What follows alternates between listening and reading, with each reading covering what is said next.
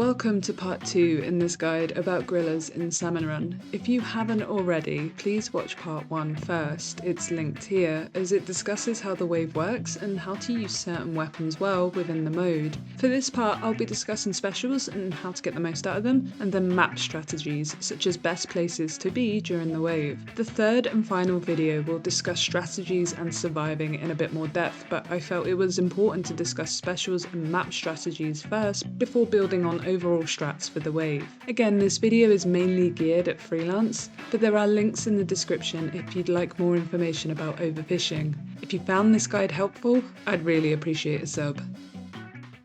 Specials. There are 2 reasons why you should use specials for grillers in Freelance. The first and most important is that they will help you damage the grillers either quicker or because you're struggling.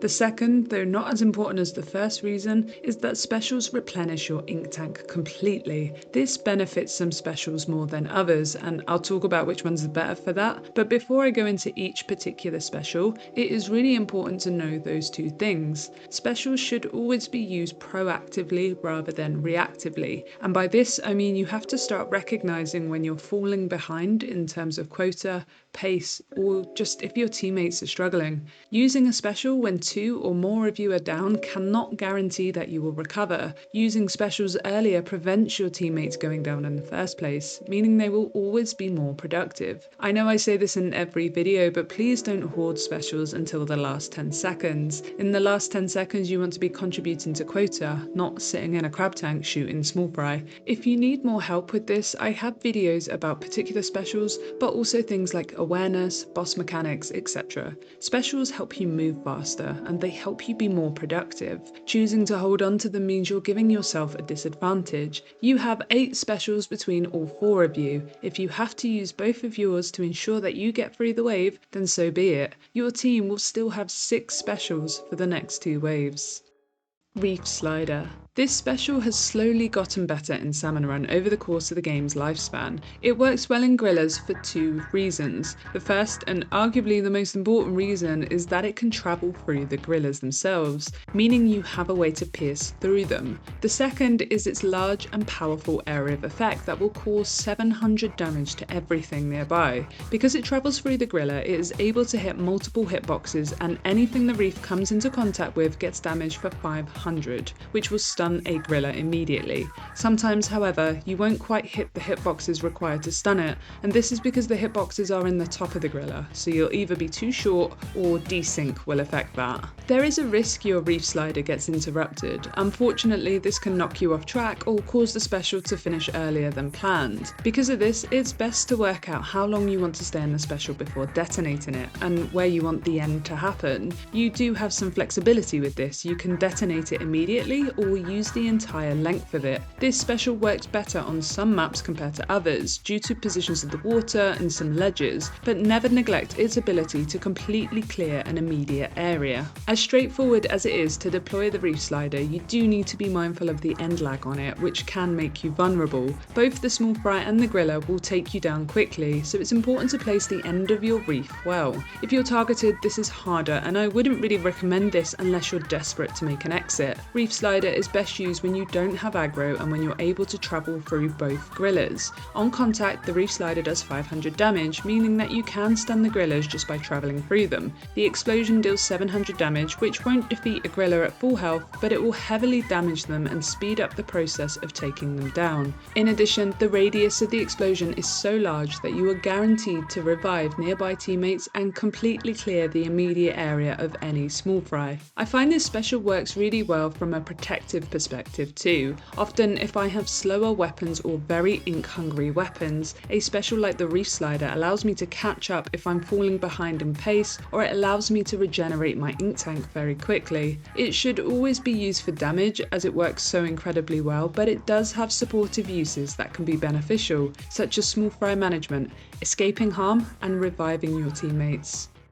Wave Breaker. This special has limited use, primarily because it does not damage the grillers. However, it does serve as an efficient means of taking care of small fry, and sometimes that is the biggest issue in your comp. Small fry can prevent movement, they waste time, they block paths, and ultimately they take you down. The Wave Breaker combats this, and if you're in a comp where all 4 of you struggle against those little guys, then I'd consider using both Wave Breakers quite liberally. Its other main use is for reviving teammates, especially those that you can't get to, or don't have the time to stop doing what you're doing. Wavebreaker does not carry on in the event of a team wipe. I would strongly recommend using this special sooner rather than later. In my own experience, I tend to deploy this when 2 players have gone down. When 2 players go down, it means that the 2 remaining players are guaranteed to have the aggro of the grillers, either both on one of them or one each. This makes it hard to stay active because then you're forced to protect yourself. You go from being active to being passive, which can be the start of the end.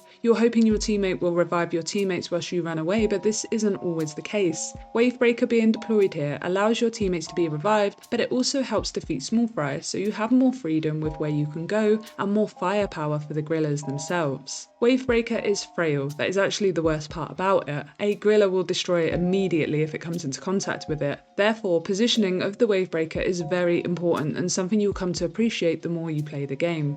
I always throw it away from any grillers. This is easier when I have the aggro because I will make sure that the grillers don't go near it. This means understanding map layouts and trusting your teammates to not bring grillers close to it. I'd recommend not using the Wavebreaker at the basket. This is often the most chaotic area. All maps have points on them that are slightly higher, and I always choose to throw a Wavebreaker here because of 2 reasons. The first is that it's often safer, but secondly it's because the Wavebreaker will hit anything underneath it but not above it. Hydroplant is the best example of this. A Wavebreaker on the outer higher platforms around the basket will destroy the small fry on the lower ground at the basket, but a Wavebreaker on the lower ground will not damage the small fry on those higher platforms. In addition, the grillers are often at the basket, so throwing it on a higher platform away from the action usually means it will survive the entirety of its duration. Though the Wavebreaker does not damage the grillers, it is a great supportive special that can be deployed without much hindrance. You're not tied to it, you deploy it and you move on.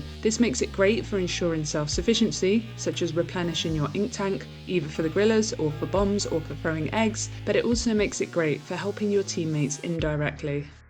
Crab Tank. This special is excellent for grillers when used with enough foresight to really maximise the damage it can put out. If used in a panic, you will be punished. This special is really unforgiving if you don't ensure your own safety and have a dedicated target in mind. I do have a dedicated guide for it, the link is in the description. The Crab Tank has 3 main mechanisms for dealing damage: the turret, the cannon, and when you roll into a ball. The cannon has 2 hitboxes, the projectile itself and the explosion. For this video I won't be discussing the explosion as I don't think it warrants it. The individual guide has more information if you need it. The turret mode deals 60 damage per shot and starts off firing at 12 frames per second. If you're able to consistently fire with the turret without interruption, then you will get the Crab Tank's turret to fire at its maximum fire rate, which is 4 frames per second. This shreds through the grillers in seconds and is one of the quickest ways in the game to defeat them. This is the best way to use Crab Tank, and it should always be the preferred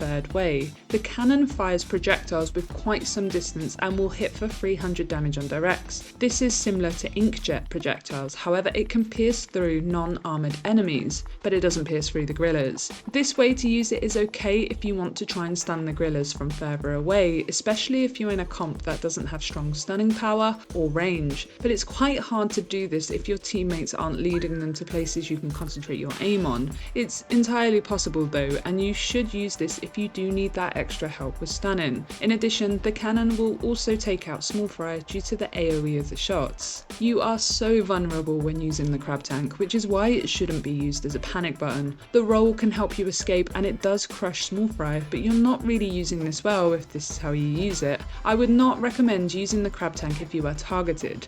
Unless you can aim the cannon at the exposed tail to stun it, you are risking a lot and will likely end up getting shredded. If you are targeted and the griller is stunned, then the Crab Tank is fine to be used on the condition that you will destroy that griller to prevent it from coming for you. Ideally, you want want to set up the crab tank in a position that you are safe from the grillers but also safe from small fry. This way you can use the crab tank without being interrupted or splattered. If you notice your teammate using a crab tank, see if they need help managing small fry around them, or try luring the exposed griller tail for them to shoot at.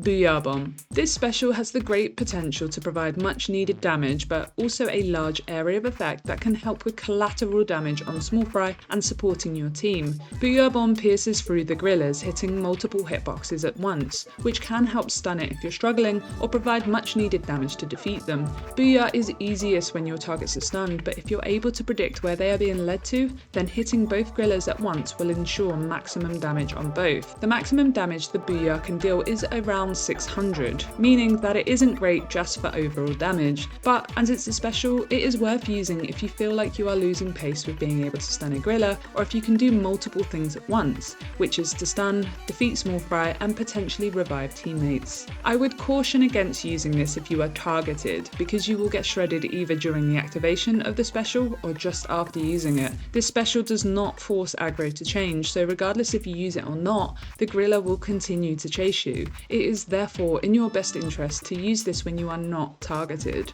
The speed at which you can activate this is dependent on how fast you can mash Booyah. If you're able to do this quickly, then this special can also provide a free ink tank refill or a breather for your teammates to readjust themselves. Booyah Bomb can technically survive being hit by the grillers once. It gives the player an additional 470 HP, so if you're at full or even half health, you will be able to survive a hit. However, given you will get hit so many times in such short succession, it therefore becomes impossible to survive. So, speaking in broad general terms, assume that you are not invincible when deploying this special. Killer Wail. This special is actually one of the better specials for grillers, due in part to it being able to stun the grillers with ease and precision. Usually, Killer Wail struggles to focus on the correct targets due to so many of them being on the screen at once. However, in grillers, there will only ever be a maximum of 2 targets available for the Killer Wail to lock on, making it so much easier to use. You don't really need to worry about aim with this special. Once the Killer Wail is locked onto the target, it will damage it. This is because Killer Wail can pierce through the griller's body.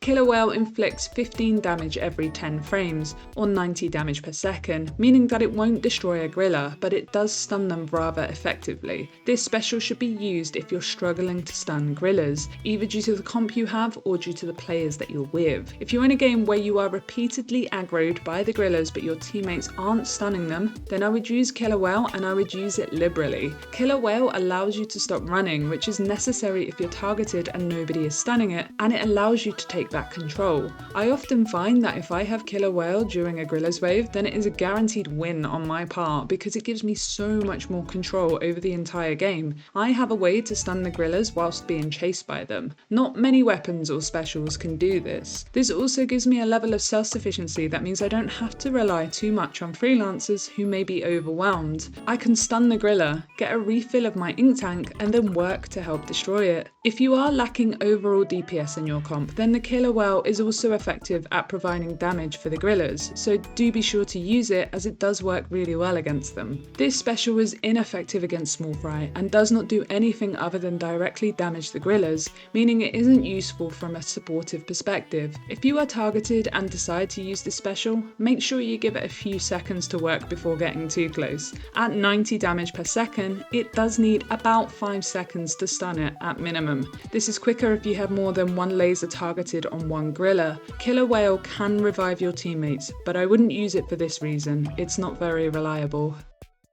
Triple Inkstrike. This special works well on the surface because its 3 individual strikes allow you to throw them wherever needed. This flexibility can help a ton with grillers further away from you. The problem, however, is that unless the griller is stunned and not moving, this special can be rendered completely ineffective, as the griller can move away and not take much damage. So it isn't something that should be used in a panic, but more something that can be used when you know where the target will be. Each individual Inkstrike deals a maximum of 550 damage and a minimum of 50, and this will vary depending on how much of the gorilla is caught in the explosion. It does cover a fairly large radius, and it does have the ability to pierce through the gorillas, meaning the structure of the gorilla doesn't prevent it from inflicting damage, and it can hit multiple hitboxes. Personally, I use this special when I am not aggroed, as it does give me some safety. Remember, when you deploy this special, you are locked into it until you throw all 3 of them or you are splattered. You can't submerge in ink and you can't use your main weapon,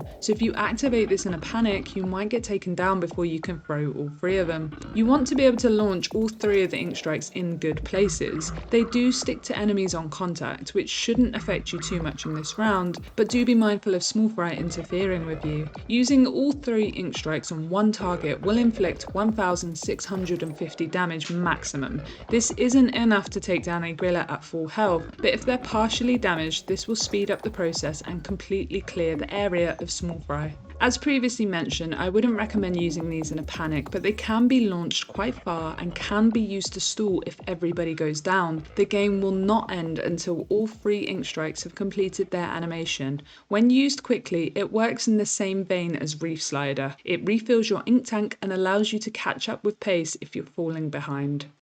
Kraken Royale. I think the Kraken is the most powerful special you could be given for gorillas. This is because it provides you with 8 seconds of invincibility and the powerful ability to pierce and travel through the gorillas. Anything that can pierce through gorillas makes this mode exceptionally easier. With its charged attacks, it deals 600 damage, which is more than enough to stun a gorilla. It deals 250 damage for its jump attacks, which is also useful for stunning if they are moving rather erratically. Once it's stunned, it's easier to jump attack them, as charge attacks will see you go through them and may cause you to not be in the best position. In addition, some maps have grates and water nearby, which will not end well for you if you charge into them. Kraken is a special that should focus entirely on the active gorillas. To use it for anything else, in my opinion, is a waste. The Kraken should always be used when you need help, and I feel like holding on to this special is a tragic loss to you and your team. The reason I say this is because it counters the gorillas perfectly. There is probably no other night wave where you'll get as much out of the Kraken as you will during gorillas. That is of course my opinion. You can argue about its power for rush or mudmouths, but there are other specials that work really well in those waves. Whereas for gorillas, I don't think the Kraken can be topped. Being able to pierce through the body of a gorilla allows you to immediately regain control of the wave, without risk of being damaged during the duration of the special.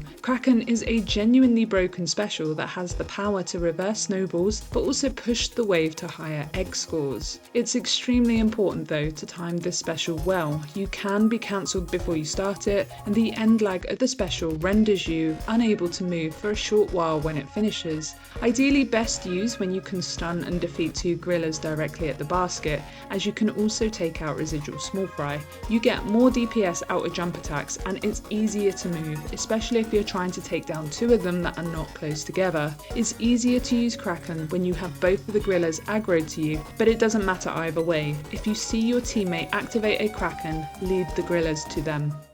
Triple Splashdown. This special is probably the easiest, most guilt-free special to have, as it functions as a get-out-of-jail-free card in most situations. However, due to issues such as desync and latency, you may find that you sometimes don't get the damage on the enemy that you were expecting. Triple Splashdown has 3 points of damage, the user, and then 2 fists generated on either side. They all deal 300 damage each, totaling 900 damage. Given its wide radius, it's likely that you will hit multiple things for 300 instead of one thing for 900. However, in gorillas, you can position yourself so 900 damage is dealt directly to that gorilla. As mentioned, it can be tricky, but if the gorilla is already stunned, then Triple Splashdown works well as the final blow to quickly get rid of it and generate eggs. The special is best used this way, especially when the aggro of the gorilla is not on you. I wouldn't use this when I have the aggro of a gorilla on me that hasn't been stunned. You will likely miss the exposed tail with this special, and the speed of the gorilla will see you get taken down. It's useful for small fry, and because of how quick the special is, it also works well if you need help refilling your ink tank, making it good to use for self-sufficiency. Empty your ink tank, activate the special, then continue on with a free full ink tank.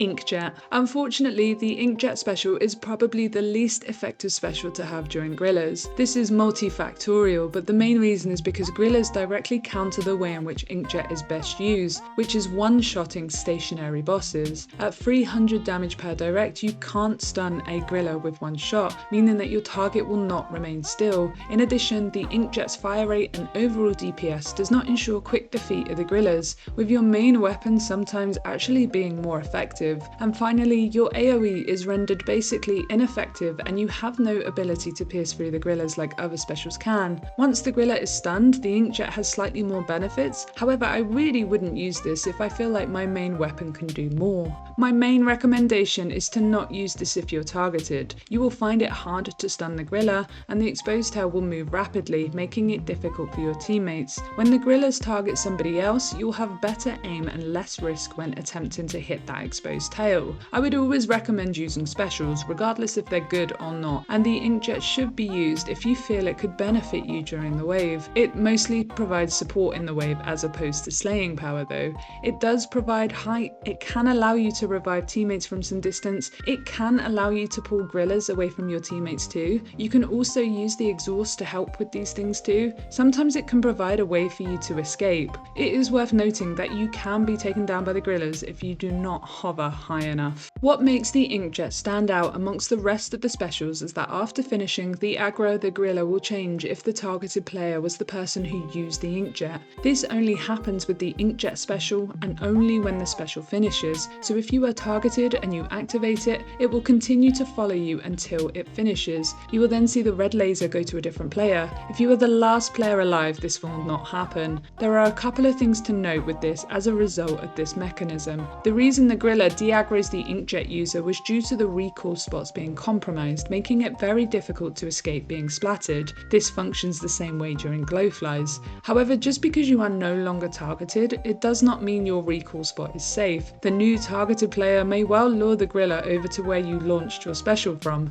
Because of this, it is sensible to launch the Inkjet from a position where you think no other player may lead a Griller to. This, of course, is not always a possibility in Freelance, because even though there is a sign to denote where your recall spot is, I often find players congregating around it in some sort of prayer circle, expecting to be saved somehow. Unfortunately, I have lost a lot of waves in this game multiple times because of this. At most, you can try to prevent this, but you can't fix it. Move the recall spot as far away from other players and enemies as much as you can. If you have a teammate with the Inkjet, it is good to be aware of the aggro change that will happen. It may catch you off guard to suddenly be targeted, especially if both of them go to you. In addition, do your best not to take down your teammate who will need a safe spot to land after using their Inkjet. Maps. In this part of the guide, I will discuss how Grillers differs on each map, including normal and high tides. I'll also discuss the most commonly used map positions and give information on why these positions are good or not. I won't be discussing big run maps as they're not in rotation long enough. In addition, I've used maps and terminology from SalmonRun.inc. I recommend visiting this website and exploring the tutorial and map sections to fully visualize the areas that I mention. The models and the maps are from Salmon Run, which is also linked in the description.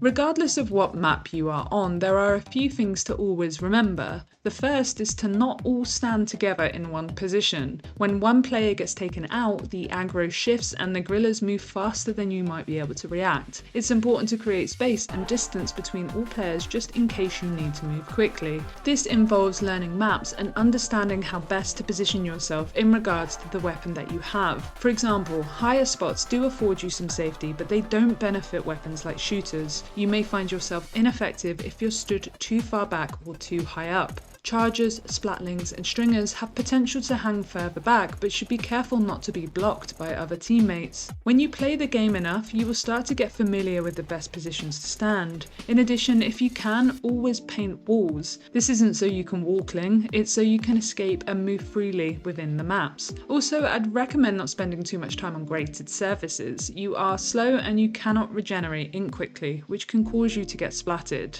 Secondly, the spawn points of grillers all correlate to spawn points of lessers. This means that wherever any regular spawn comes from, grillers will also have the chance to appear from. I will show examples of spawn points for each individual map, and I will leave links in the description so you can see these for yourself. For casual freelance play, you don't need to memorize all of these, but I will say it's good to have a general idea of where grillers have the potential to come from. And lastly, certain maps have quote-unquote better positions to be in regards to where the basket is situated, and I will go through these one by one, but even with all of that withstanding, there will be moments where you will be forced to move because Lord Grillers will infiltrate your area. You are not bound to any strict position on a map. You can theoretically play grillers from whatever position you want. You don't have a base. Insisting upon using specific points may clash with the weapons you have or the players that you're put with. Never be too proud to adapt and move on if the round demands it. Often, this is the difference between winning and losing.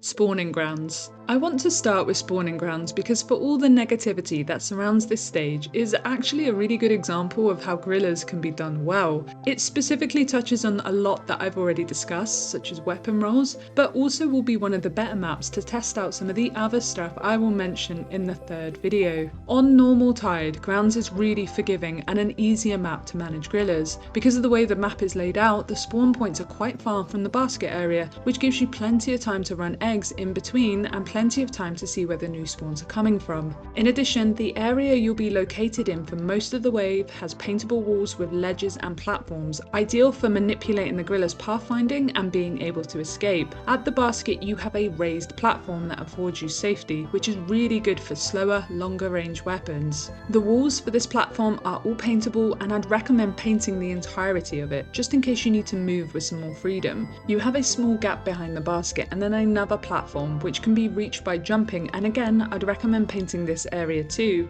To the right you have more paintable platforms with ramps and ledges. Although I wouldn't recommend leading grillers directly here, as you will often find your teammates won't help you, it is worth painting this area as a failsafe and as a place to come if you need to pull aggro away from your team, which can then help give your team the chance to shoot at it. To the left of the basket is the huge drop down and the heavily grated area. I would personally avoid bringing grillers to this area at all costs because there are no benefits to doing so. Grates are slow to move across, you can't recover ink, and you'll be forced to egg throw, which can then be hard to balance your ink tank with. There are ways to play around this area, and I want to encourage you to be flexible, but I often choose to bring grillers just up the ramp so that I can play around large paintable areas with walls, ledges and platforms. Snatchers are often quite useful on spawning grounds too, and are used to help bring further eggs closer to the basket if you find you can't run them quickly, but given the downtime you have between spawns, you should make an effort to jump down and run eggs whenever you can. The same cannot be said for high tide, as the time in which grillers will come towards the basket can be quite tricky to manage. There are 7 spawn points in total,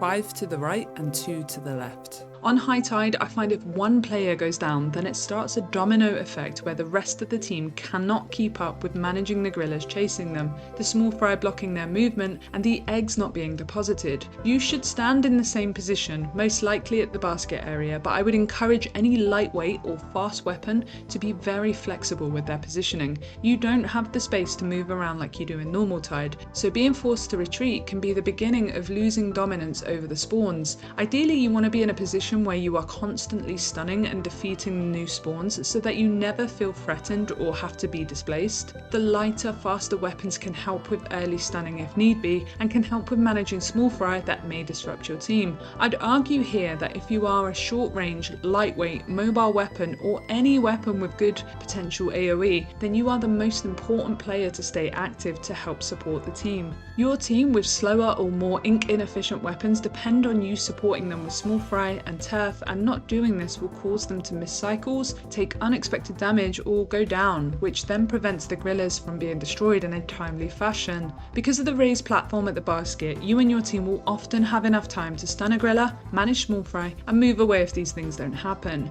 So even though the flow of grillers on high tide may be quick, you still have a fail-safe should you need it, which is why I often think this map is probably the best map for grillers in terms of just getting used to the wave. For high tide, again, I would would actively avoid the grates for all the reasons I've already mentioned, but the bigger issue is that you will fall into the water a lot more. You are delaying the management of the grillers, which can be problematic for quota management. You should leave the grillers as close to the basket as possible, but it's more important to stay up and active. So if you have to move to the right platform to ensure that your team survives or runs eggs, then this is fine to do so because you're not moving too far or disrupting the pace too much. When you have grillers spawning from the left, it's important that you don't lead them directly up the ramp to the raised platform at basket. This will disrupt your entire team. It will cause them to become displaced due to the threat of the griller, but it will also cause small fry to move in multiple directions. It's therefore important to keep an eye on any spawn that comes in from the left. Sometimes your teammates won't recognize that they're targeted until it's too late. In these situations, I tend to stun earlier or I relocate to a position of safety that also benefits my weapon. For example,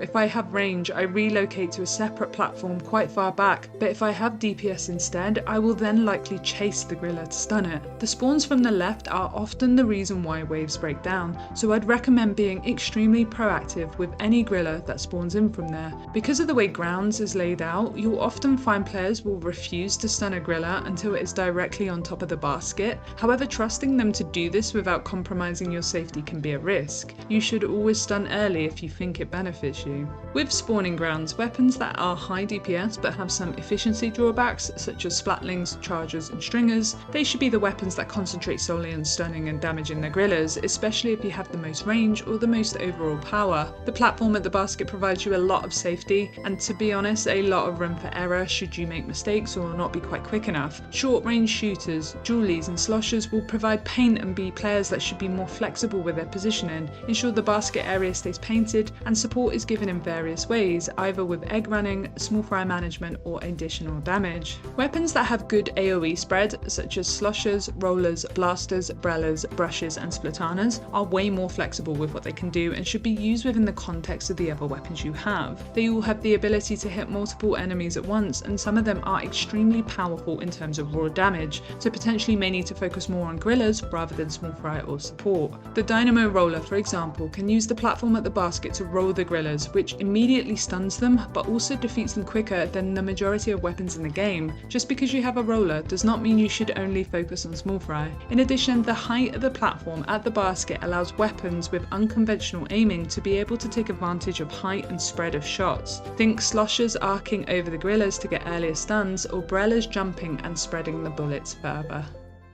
Bonerattle Arena. This map unfortunately suffers in a way that no other map does. It has an elevated platform at the basket that is almost entirely separated from the rest of the map. Surrounded by unpaintable grated surfaces and some grind rails, it means that you will have a hard time luring grillers to the basket. Something about this map that isn't, in my experience, obvious to a lot of newer or less experienced players is that it punishes inactivity more than any other map in the game. Yeah, even more than Marooner's Bay, which is crazy given the sheer size of that map. More on that map soon, but to get back to Bonerattle, the more you stand still, the worse the wave will turn out. This affects every wave type in Salmon Run, but is much more noticeable during night waves and of course grillers. Standing at the basket and refusing to hop down either to help with damage or to run eggs will slowly cause you to either lose control or to not reach quota. Unfortunately, this map is heavily dependent on egg throwing, meaning that you must factor in ink management around throwing eggs.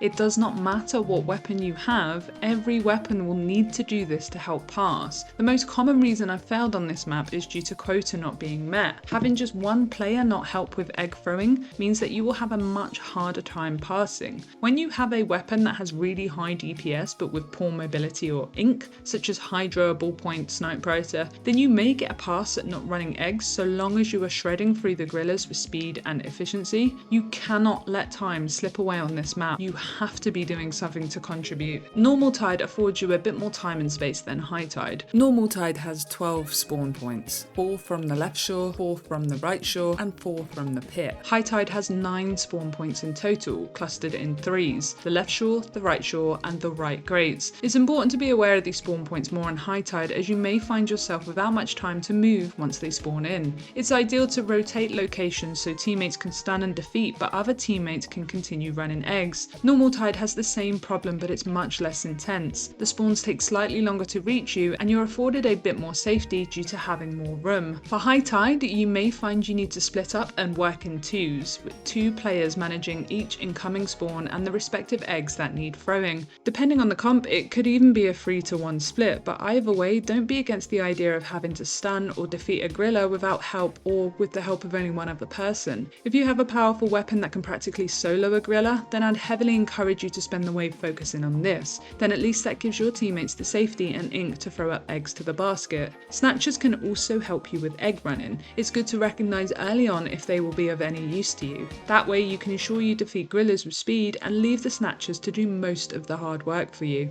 For both normal and high tides, it is my recommendation that you stun and defeat a griller as soon as you possibly can. You can use the grind rails to aid this. I don't think this is a problem when it's done well, but attempting to stall for too long or attempting to lure up to the basket is such a waste of time that you'll soon realise it takes far too long to do this for every spawn. If you lure a griller up to the basket, where will you stand to safely stun it? There is just no room to be safe when doing this, and you'll soon be forced to retreat elsewhere, causing you to waste more time. There are multiple ramps with raised platforms around the map that can be used to aid griller pathing, meaning you can force a griller to turn around to expose its tail with safety. Jumping between different platforms and some of the grind rails can also help with this. Much like Rush or Glowflies, you'll encounter players who want to lure the spawns to a specific rail and spend their time jumping up and down in the rail doing nothing. Grillers don't time out their aggro like Rush does, by the way, so if you spend your entire time jumping up and down in a rail and nobody is stunning the griller because it's spinning around too much, then what are you achieving? Sure, it can work, and I certainly won't discredit the players that utilise this method. It does hold some value and can help with the manipulation of pathfinding, but when done poorly, you are not doing anything except wasting your time. I know people might be asking, what about the wall cling strat under the grate? And if you're playing in squads, this is fine, but in freelance, how do you know if your teammates know how to do this? How will they support you? I wouldn't default to this because you may confuse your teammates or you may be trying too hard. One of the biggest mistakes I think a lot of players make with freelance is expecting too much of their teammates or trying to play the game in the way that they think it should be played. Attempting to pull off a weird niche strat that you've only ever seen done by overfishers is not something you should be thinking about doing in freelance because there's a very good chance it won't work. Most of the time, you're better off keeping it simple. Because the basket is placed in the middle of the map, you're not really tethered to any specific part of the map to play around. It really just depends on where the spawns come in. Depending on where they come in from, you may find yourself playing under the grates on the left or the grates on the right. It doesn't matter, just so long as that you have paint to move in, space to bring the grillers in safely, and enough platforms and painted walls to move around with ease. I think another reason this map shines a light on poor play is by the way you're forced to adapt with every spawn that comes in. Unlike other maps, you should not stay in one position too long. You should take grillers to a slightly different location each time. This is primarily so that the eggs can be safely deposited, but also to ensure that you don't run over your teammates who are trying to deposit those eggs. I think not having a quote-unquote standard procedure for grillers on this map makes people panic, and when people panic, the game falls apart pretty quickly. You can't stay still when you're vulnerable at every point, you simply have to adapt. On this map, it is best to stun within one egg throw of the basket. However, you may not be able to accomplish this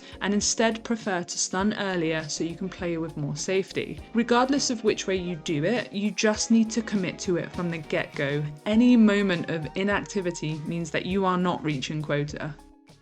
Marooner's Bay. Along with Bonerattle Arena, I think Marooner's Bay is likely the most difficult map to pass grillers consistently in freelance. The biggest reason is because of the sheer size of the map and the difficulty in routing the grillers in a safe, non-destructive way. It is rather flat around the basket, and the gap with some grates just provides more obstacles to work around. The overall layout is rather flat too, which can make grillers as a wave quite intense. There are two ways to play this wave, either around the basket or around mid. Mid is used to describe the area of the boat in front of the two small grates. It has a small platform that drops down and also includes the two ramps on either side that go down to the floor of the map. There is a small gap that, depending on the wave type, will lead you to the floor or will see you fall into the water. What is useful about playing around mid is that you can manipulate the pathing of the grillers with a lot more safety than you can if you play around basket, and this is why you will often see your freelance teammates doing this. At some point in Splatoon's history, it became the default way to play grillers on this map, but I don't think it is necessarily right or wrong. It really depends on what weapon you have, how comfortable you feel with stunning the grillers, and what your teammates are doing. Playing around the basket, however, involves a lot more risk and can be disastrous if one player gets taken out. Usually when this happens, the wave quickly snowballs and it becomes hard to recover. However, when it's done well, the payoff is huge. Eggs are closer to the basket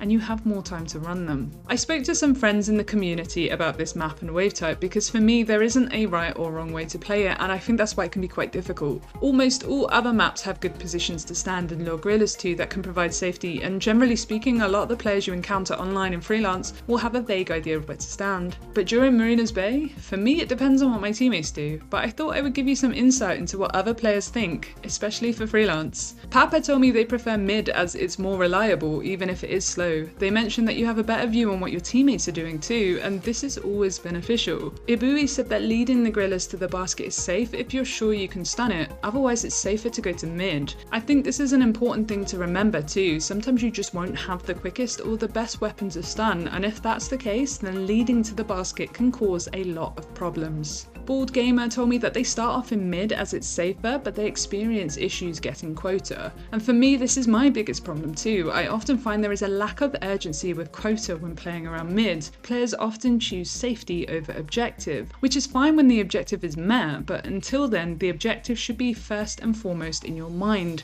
So, acknowledging the slowness of mid means that you should focus on throwing eggs back to the basket. For me, this is one of the most surprising issues about Bay in Splatoon 3. Egg throwing should theoretically alleviate quota issues, however I find that unless everybody on my team is doing this, then quota is still an issue, just as it was in Splatoon 2. With grillers, playing around mid will amplify this problem, much the same as Bonerattle Arena. Rona also agreed with the previously mentioned. They bring grillers closer to the basket if they have the right weapon to stun and know that they will be able to do it, otherwise they'll lead the grillers towards mid. And finally, Killjoy also agreed, but mentioned that they will use the elevators to remove aggro from themselves if they have the best weapon to stun. This means that they know they will get it done, as opposed to having to rely on their teammates. Thank you to all my Freelance friends for their input. What's interesting about all of these responses is that they're multifactorial. A lot of it is about what the player can do, such as leading to basket if they know they can stun, but also acknowledging the safer, more quote-unquote friendly Freelance strategy of taking grillers to mid. But the other important thing that almost all of those replies acknowledged was weapon rolls. Bald Gamer also mentioned that they have a better time when encountering players who play to the strengths of their respective weapons, such as stunning grillers, being on small fire support, or just being more flexible and more mobile. With Bay, you cannot reliably use one strat and then expect your teammates to comply with you or understand when you want to change. What you should do instead is recognize what your weapon is best at doing. Obviously, if you get a strong Slayer type weapon that can stun and comfortably look after itself, you may have a better time because you can then ensure grillers are stunned quickly. If you get a weaker weapon, this becomes harder, but as always, you should use specials to compensate for this. Much like Rush, grillers may be the hardest wave you encounter this round, so using your specials to pass may be what's absolutely needed in that moment. Normal tide on Bay is easier than high tide. It has more spawn points, and because of the size of the map, you have more downtime to run eggs, recover ink, and repaint surfaces. On normal tide, there are 14 possible spawn points, 4 to the bottom left, 5 towards the lower middle, and 5 towards the bottom right. All of these spawn points give you plenty of time to react, either as the person who is targeted or as the person who should be stunning. They can be led up towards the mid and basket areas via the bottom of the boat, either from the right or from the left. You can use the different level platforms at the bottom of the boat and mid to help direct the grillers to expose their weak spot. The risk here though is taking the grillers quite far away from basket. I don't inherently think this is wrong, but you may find resistance from your teammates who are still gripped by the belief that everything has to be brought next to the basket. This isn't necessary. You have egg throw. If you see your teammates stunning grillers towards the bottom of the boat, I'd sincerely recommend helping them. The sooner you defeat it, the sooner you can throw eggs closer to the basket. You shouldn't let yourself become beholden to the belief that everything has to be lured, because the risk here is that you will just waste time doing nothing. On high tide, you should play with urgency. I think Marooner's Bay high tide is the hardest griller map and wave type we currently have, and it can be very brutal towards you and your team if you let the grillers or their small fry take over any space. You need to be quick with stunning and defeating them. Any moment of hesitation or slowness can risk losing pace or struggling to stun them. There is simply nowhere to run, no place to stall, and nowhere to lead the grillers that doesn't put your team at risk at some point. This wave will teach you why being proactive, especially in Freelance, is usually how you win. Your teammates will likely start running rather than leading grillers, and this will get worse the longer you leave those grillers unstunned. The absolute focus should be on stunning those grillers as soon as possible. There are 6 spawn points for high tide grillers, and they will all come from the bottom of the boat, either from the left, the middle, or the right.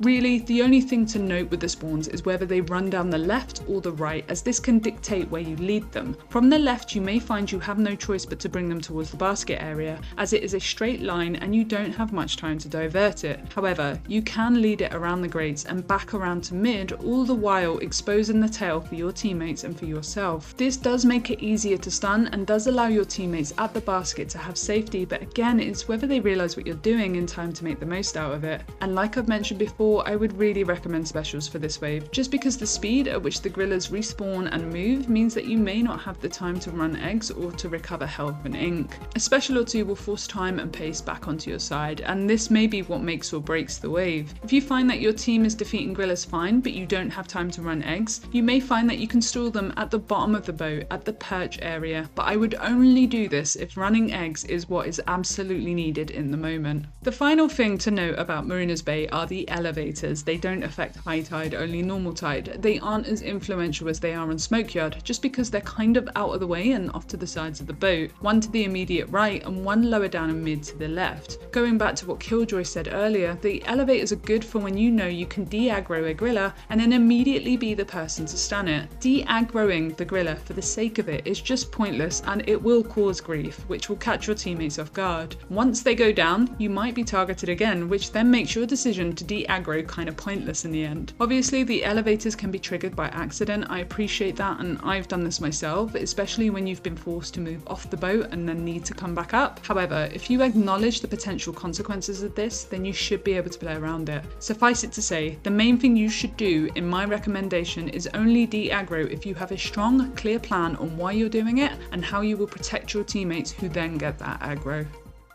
Jammin Salmon Junction. This is my favourite map in the game, and for grillers it's one of the most rewarding in my opinion. It does face a few issues similar to Marooner's Bay in terms of sheer size and overall flatness, but the raised platforms at basket and the 2 small platforms on either side make a massive difference in terms of rerouting grillers and making them easier to stun. In addition, the basket is quite central to the overall map, meaning that it is likely you'll be positioned within 1 egg throw of the basket, making it easier to deliver eggs compared to most other maps. For normal tide, there are 17 spawn points as shown here. You don't need to remember them all. Actually, they all converge on 3 routes in the end, the far left, the left, and the right. For most of the spawns, they'll come via the left and the right, with the far left route being rather uncommon. What this means is that you have a lot of time and safety in getting into the correct position to stun the griller or to lead them in a way that benefits your team. If you are the player that is aiming to stun the grillers, I would recommend never remaining still and stunning a bit earlier than you may think. JSJ is an easy map because it has an advantageous position to stand in that allows you a lot of safety from the grillers, so it's worth using this instead of trying to bring them 1 centimeter closer to the basket. As the player who stuns, it's important to recognise whether the griller is coming from the left or the right and to take a position where you are behind it, damaging its exposed tail. Long range weapons have a lot of leeway on this map because you're not blocked by much and you can utilise several different places to stand. When they come from the left, you should run to the square, the raised platform on the left. If you have the range, you can stand here and stun the griller when it gets to the top of the ramp and starts to head towards the basket. If you have less range, then you will need to chase the griller a bit more, running up behind it and getting closer. This is harder if you have a weaker or slower weapon because the small fry can trip you up, but the sooner you stun the griller, the easier it is for your teammates to help. If you have a weaker weapon or a weapon that just doesn't stun quickly, you can focus on weakening the exposed tail so that when the griller griller does get closer to the basket, it doesn't take your teammates too long to fully stun it. This works really well with your weaker shooters, for example. I think the best thing you can do on this map to make it easier and more successful is to be the player constantly stunning or weakening the grillers. Because once this is done, you'll find your teammates are not too scared to move forward and to help damage the grillers. The sooner you do this, the better, as the biggest risk with grillers on JSJ is two of them coming from different directions and causing chaos. Thankfully, when they come from the right side, you have the right grades to use for safety. They work excellently if you are a short-range weapon that benefits from needing height, as when the grillers move up the ramp, you'll be able to hit them easier. This platform also protects you from small fry, which is almost invaluable and means that you can fully concentrate on stunning and damaging the grillers without fear of being damaged yourself. Both of these positions, the corner on the left by the square and the corner on the right by the grates, are all within one egg throw of the basket, which makes them ideal places to defeat grillers. In addition, it really isn't that far to carry the eggs if you would rather retain the ink. When the grillers are defeated, you tend to have quite significant downtime before the next griller gets close to the basket. This allows an easy time egg running and plenty of time to react to the next set of incoming grillers. Like all other high tides, JSJ becomes harder for grillers when it's high tide because the spawn points are a lot closer to the basket. This gives you less time to react. There are 2 on the far left, 2 on the left, and 2 on the right. And like normal tide, you want to aim to stun them just at the intersection where they turn to head towards the basket. You'll have to be quicker than you are in normal tide, and you may find this harder,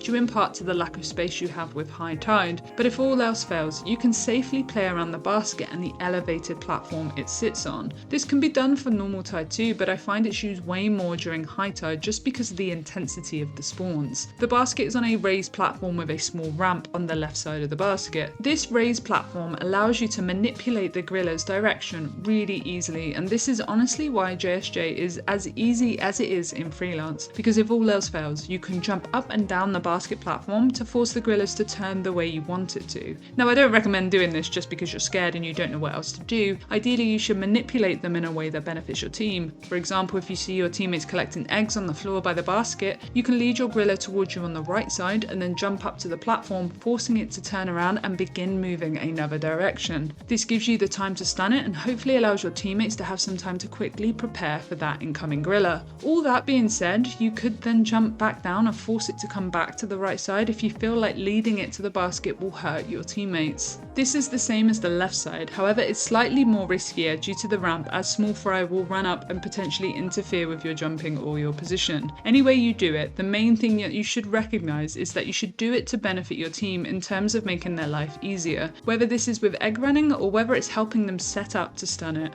However, the nice thing about JSJ is that if you're aggroed and you are the player who has been stunning the grillers, this platform allows you to do it really easily and doesn't involve you having to rely too much on players who might not be able to help you. Even though I've spoken about how easy this map is compared to other maps, I would still consider using specials if you feel like your team cannot run eggs or they cannot manage small fry. This map is easy when your team is on the ball, but if they're not, it's like every other map with grillers and can cause an immediate snowball. Don't stand all together on the same platforms. I often rotate around the map towards the left square and the right grates, purely because if my team gets taken out, then I want to have space to prepare a special, prepare a bomb, or have time to stun or defeat the griller before it takes me out. If you find your teammates won't leave your side, then move elsewhere so long as it helps stun. The worst thing you can do on this map is all act the same way. If you are making the same jumps and moving towards the same platforms, then who's stunning it? You'd be surprised at how many players want to run away even when the griller isn't targeting them. So be different, stand further away and stun them when your teammates move up and down platforms. Gone Fission Hydroplant. Along with Spawning Grounds, Hydroplant is probably the easiest map to have grillers on in Freelance, and it is much for the same reason. You have ledges, paintable walls and platforms, the basket essential, and there are many places you can stand or move off to if needed. On both normal and high tides, you have flexibility with where you can position yourself without ever being more than one egg throw from the basket. The main thing with this map is to bring the grillers to the lower pit of the basket. It doesn't matter how, but the main thing is to get them down to the basket as quickly as you can, depending on where they spawn in from. This is so you and your team can safely stun the griller and not be displaced. In addition, make sure the inner walls around the basket are painted. This is integral for manipulating the pathing of the grillers. For both normal tide and high tide, you'll notice players dragging grillers towards them when they are positioned on the right platform. It actually doesn't matter which position you lure them to, left or right plats. The main thing to consider is where the player on your team with the best stunning weapon is standing, and to ensure that the griller is dragged close to them so that they can stun it. For normal tide, there are multiple spawn points, all quite some distance from the basket. There are 4 spawn points to the left, 3 towards the bridge and 3 towards the right. Where the grillers spawn in from should dictate where you lead them to. Ideally, the best place to lead them to is via the middle, underneath the bridge through the corridor. This is because both the left and the right plats can easily and safely attack the griller. This route is also the fastest to the basket in most cases, so doesn't lead to much time wasting. Given that all the walls are paintable, you can force the grillers to come towards you at the basket either on the right or the left plats, and then force the griller to spin around once you get to the top. This ensures a much easier time stunning them. From this point on, you'll find that your teammates will help with damage. I would focus on stunning or damaging grillers as quickly as possible when they are descending onto the basket from the bridge corridor, just because they may potentially get pulled to a different place on the map, and the consequences of this is either time wasted trying to defeat it, or your teammates becoming scattered and you lose pace. Once the grillers are defeated, you should jump down and help with small fry scattered around the basket and help with eggs. Like all other maps with an elevated platform at the basket, you don't want to let eggs build up and have nobody run them. You will need to participate in this if your teammates aren't doing this quickly. For high tide, you only have 3 spawn points, 1 to the left, 1 to the right, and 1 usually where the bridge is. Your positioning will very much be the same as normal tide, utilising the higher platforms on the left and the right plats, and doing your best to get grillers down from the upper platforms and down towards the basket as soon as possible. Because the tide is high, the spawns on the left and at the bridge spawning very quickly and give you so little time to react. When a spawn comes in from the right, you'll usually find yourself having to take it around the basket, down the ramp and towards the left and the right plats, meaning you'll have some downtime. Any moment of downtime, much like other high tide maps, needs to see you running eggs. There is a potential that you only get 1 or 2 spawns from the right throughout the whole wave, giving you very little time to jump down and run eggs. Sometimes you might get no right-sided spawns at all. Given the extremely tight spawn windows and pathing, you therefore may find that egg running becomes the biggest challenge here. Sometimes you will not struggle with damaging and defeating the grillers, but more so with the other objectives. This is more problematic when you have a rotation that only has slower, heavier weapons. It's important to recognise whether your team is struggling with this and how you can help. I don't think stalling is the right answer, but you may notice your teammates drag grillers away from the basket just briefly, and if they do, then this may be the cue to run some eggs. However, any time spent not defeating grillers is time spent allowing grillers to run around a small map and spawn a lot of small fry. If you and your team are quick, then this issue may not arrive. Specials can help, especially ones that stun grillers quickly, such as Wail and Booyah. It's important to recognise that tasks done as a squad are often quicker than leaving one player to do something on their own. Sometimes you'll be paired with players that are allergic to egg running or allergic to damaging enemies. See if you can figure out which one it is. Salmonid Smokeyard. I know this map gets a lot of grief, and rightly so, but I actually think it's one of the better maps for grillers due to the excess of paintable walls and different platforms, much the same as grounds and Fission. Everywhere around the basket is paintable, and all the walls of the main basket island are paintable too. In addition, it is one of only 2 maps that lets you control the aggro by de-aggroing the grillers off of you. High tide does feel slightly cramped, but it affords you a lot of safety because of the different levels, meaning you can manipulate the pathing of the grillers.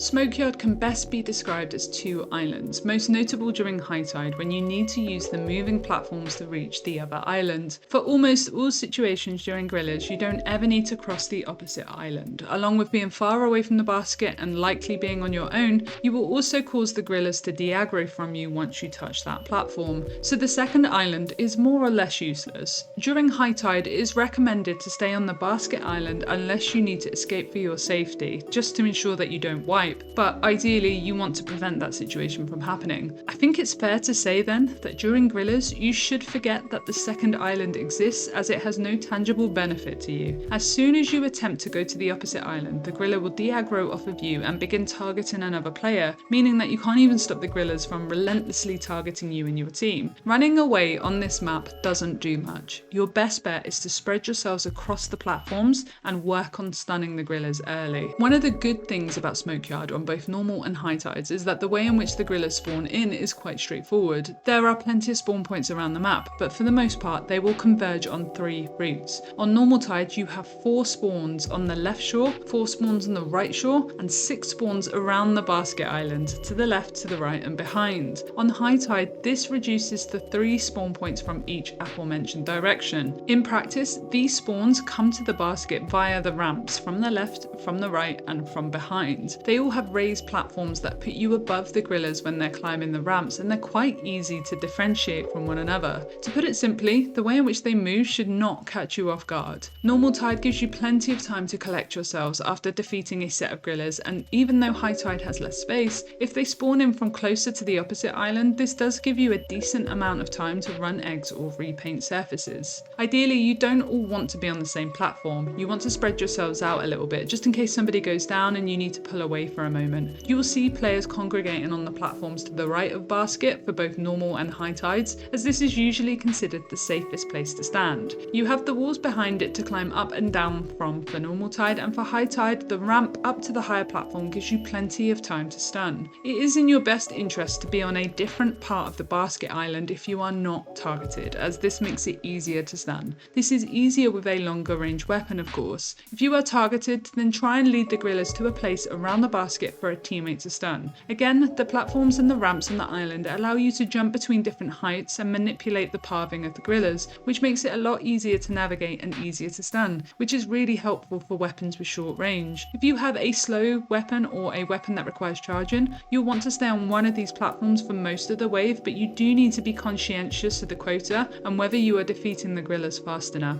If you have the most powerful weapon, then ensure you focus on damaging the grillers quickly to prevent the basket being overrun with small fry and leaving no space to move away from incoming grillers. Smokeyard can be tricky for slower weapons because of their layout of the stage, and overall the map benefits classes like blasters, brellers, slushers, rollers and brushers way more than shooters and other weapons without AoE or range. If you have a weapon that has good AoE or good movement, then be fluid with your position and work to protect those on your team who may need a bit more space and safety. With regards to the moving platforms, they interfere with your game more in this map than in Marooner's Bay. You're more likely to accidentally step on them or to use them to traverse around the map, therefore making the risk of changing aggro quite high. Certain weapons have a wider AoE, such as blasters, and certain specials have a large blast radius, such as Booyah and Splashdown. These will trigger the moving platforms and you may end up falling to the lower part of the map, or more unfortunately, into the water. It's therefore important to recognise when you want to do this or whether you may do this by accident. De-aggroing the grillers off of you is a really important function of the wave to be aware of, and I would really not recommend doing it unless you're aware of how you're going to use it and why you're doing it. In a lot of footage I show, I routinely de-aggro the grillers off of myself, but the reason I do that is because I know I will stun the griller, especially if my weapon is the best for it. In Freelance, I am often unsure of the actions of my teammates, but I know I can safely remove that aggro and then stun a griller. There have been so many times where I have been relentlessly chased around this map and I can't do anything to slow it down. I know I will use specials to pass the wave regardless if it's wave 1 or not, but I don't know if my teammates will. Removing the aggro in my case therefore benefits the team I'm matched with because I know I will get the job done. But if you're unsure about this, then I wouldn't recommend it. I'd only recommend it if you're the player that is tasked with stunning grillers, but even then you need to be competent enough to recognise that what you're doing puts the safety of your teammates at risk. And if they all go down, then what's the point?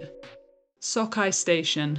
This map gives me a lot of trouble in Freelance, and I have an entire guide specifically for it. You can find it here. The main reason, however, is because of the tower or the structure or the spiral in the middle of the map. It's used as a place to hide, to stall, to run away from enemies. This wouldn't be a problem if the basket was also there, but it's not. It's a little distance away, meaning that if you remain on this spiral for the majority of the wave, you are taking enemies further away from the basket and potentially causing ink management issues, such as needing more ink and time to throw golden eggs. I know we have egg throw in Splatoon 3, so if you're able to manage this, then theoretically it isn't the end of the world to play around the spiral, but I want to encourage you to think about why do you default to the spiral when there is no need to. During Gorillas, you will face the same issues as Rush if you default to the spiral for the majority of the wave. These issues for the most part are time wasting, being too passive, and needing ink for egg throwing. In addition to the actual structure of the spiral, you will also find players will cling to the wall of the spiral too in an attempt to either stall or because they don't know what else to do.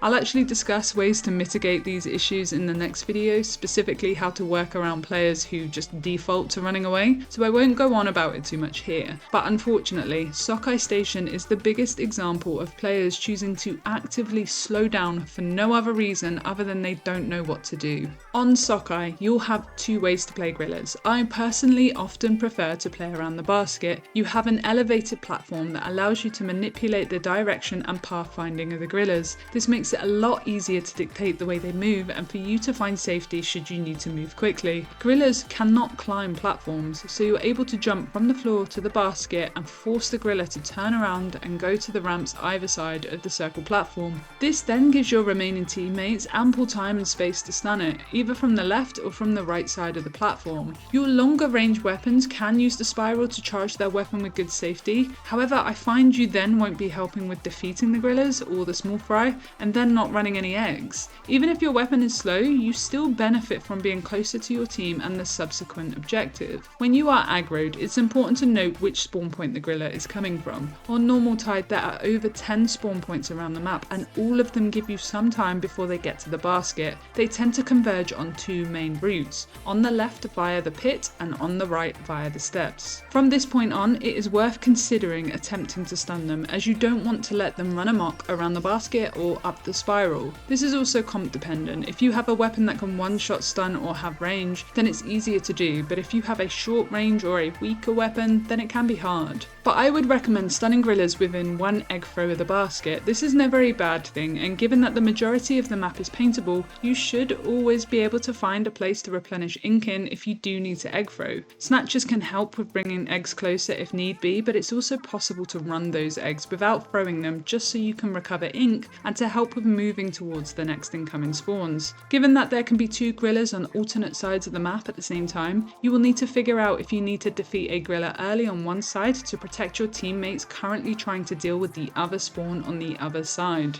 On high tide, there are only 6 spawn points, and again, they all converge on the pit on the left and the steps on the right. However, you have much less time between spawns, which means less time to manage small fry, replenish ink, and deposit eggs. You may find that on high tide it becomes unsafe for all 4 of you to remain by basket, simply due to the speed at which the gorillas spawn and move towards you. High tide is tough because you are given very little time and space to stun and defeat gorillas. This is where you tend to see players retreating to the spiral, but on high tide it isn't as detrimental to the flow of the wave as it is on normal tide, and this is because there simply isn't that much of the map to play on, so you are forced to use all the space available to you. When you're able to keep up pace, Sockeye is actually one of the easier high tide gorilla maps, just because by comparison it's bigger than almost all other high tides and almost all of it is paintable, giving you much faster movement. When you play around the basket for high tide, you need to be quick with your stunning and quick with your egg depositing. Any stopping or failure to stun and defeat gorillas quickly can cause a rapid breakdown of the wave, which is extremely difficult to get back from, or just results in a loss. If your teammates cannot keep up with playing around the basket, you'll be forced to match their speed and find that it is easier to have the spiral to help you. The other way to play gorillas on Sockeye is using the spiral tower, and I find this is the default position for less experienced players in lower hazard lobbies. If all 3 of my teammates go to the spiral, I will not fight this, but rather try to work with them to help. This can be difficult depending on the comp you have and whether you actually have enough range or DPS to stun a griller before it reaches the top of the spiral. If not, then I wouldn't reliably use the spiral as a place to bring the griller to,